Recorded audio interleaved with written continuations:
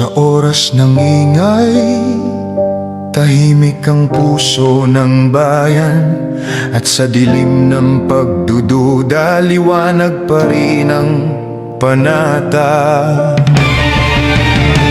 May mga kalsadang parang ilog, hindi na dumadaloy sa dapat puntahan. May mga pader na binuo, pero bakit parang hindi tayo naprotektahan? Sa bawat patak ng ulan, may kasamang tanong na hindi masagot. Hindi puot ang sigaw, pagod lang ang puso na laging kinakapos. At kung ang katotohanan ay parang kandilang naubos, sino pa ang mag-iingat para hindi tuluyang matabunan ng alikabok? Sa ilalim ng liwanag, hindi kailangang magturo ng daliri. Sa ilalim ng liwanag, ang mahalaga'y makita kung saan tayo dadalhin. Hindi lakas ang kailangan, kundi tapang na maging totoo. Dahil sa ilalim ng liwanag, nagiging malaya ang mga puso. May mga hakbang sa lansangan, hindi para manggulo kundi magpaalala. Hindi tayo gawa sa ingay, tayo'y gawa sa dasal at pag-asa. Kahit magbuyos ang panahon, hindi dapat na buot ang galaw. Kung may dapat man na managot, sa tamang daan ito'y sasakdal. At kung ang bawat kwento ay may halong takot at pag-aalilangan, sana'y bumalik tayo sa payapang paghahanap ng kasagutan. Sa ilalim ng liwanag, hindi kailangang magturo ng daliri. Sa ilalim ng liwanag, ang mahalaga'y makita kung saan tayo dadalhin. Hindi lakas ang kailangan, kundi tapang na maging totoo. Dahil sa ilalim ng liwanag, nagiging malaya ang mga puso.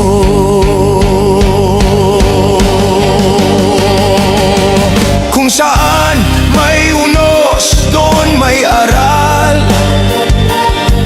Kung saan may tanong, doon may sigaw ng dasal. At kung saan natatagpuan ang liwanag, doon nagsisimula ang pagbabago. Hindi laban sa kapwa, kundi laban sa sarili nating takot. Sa ilalim ng liwanag, pinipili nating manatiling payapa. Sa ilalim ng liwanag, hangad natin ang katotohanang may dangal at awa. At kung saan man tayo dalhin ng bagyo ng panahon, tayo'y sabay na hahakbang, bitbit ang pag-asang nagbubuklod ng nasyon. Sa dulo ng lahat,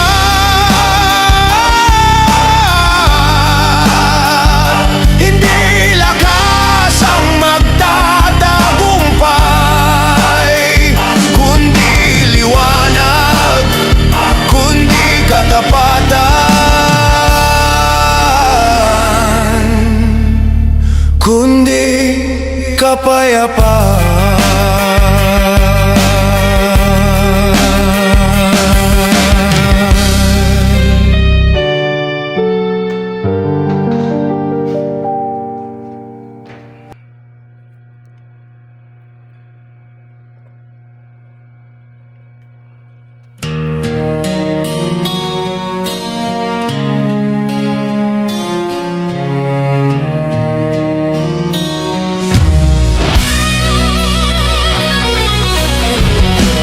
Pakinggan mo ang ulan,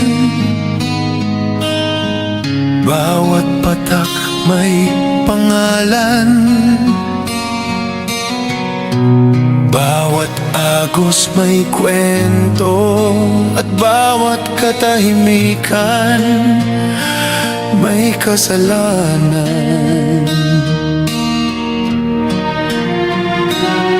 May batang naglayak sa ulan, bangkang kahoy, di kayang lumaban. Ngunit puso'y di pinanghinaan, 50 buhay kanyang iningatan. Habang ang langit ay tila galit, sa lupa siya'y naging hawi. May isa namang di na nagising, nang huling sa lolo'y di dumating. Umakyat sa bubong, ginamit ang hagdan. Una ang kapwa, di inisip ang sarili niya. Sa huli siya ang nilamon ng alon ng kamay na dati humahawak sa iba. Ngayon ay yakap ng putik at kawalang malasakit. Hindi natin kayang pigilan ang unos, pero kaya nating ihanda ang kamay kung ginamit lang ang pondo sa tama. Baka ngayon maraming buhay ang naisalba. Bakit palaging ganito ang kwento? May bayani pero walang gobyerno.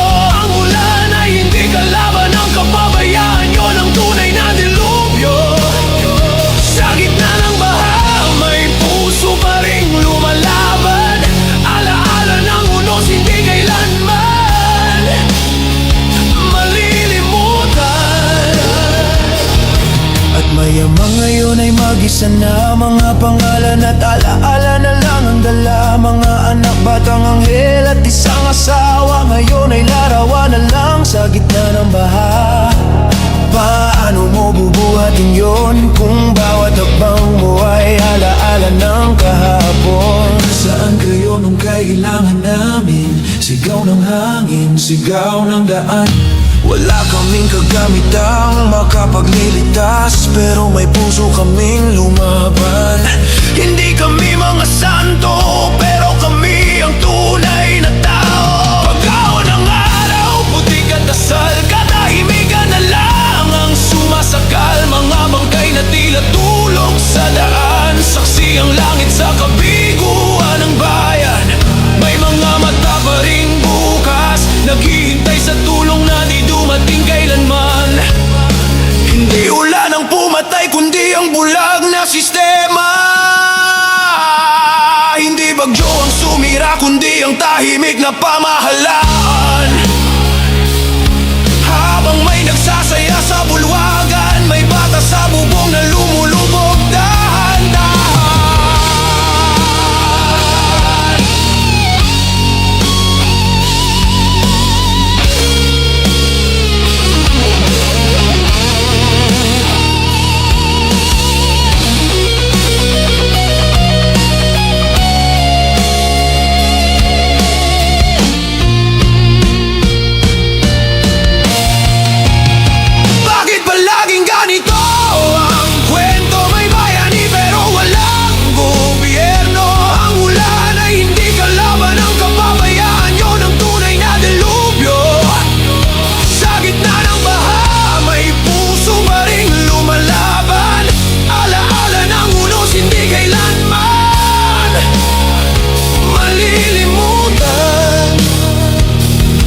Naririnig mo ba ang iyak ng mga naiwan? Ang batang sumisigaw ng saklolo,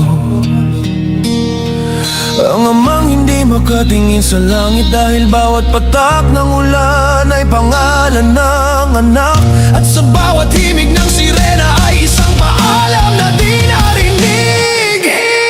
Para sa batang naglayag, para sa bayani na di nagkabalik, para sa amang nagising sa katahimikan, kami na ang magpapatuloy ng sigaw ninyo. Ang tinig ninyo hindi kailanman malulunod.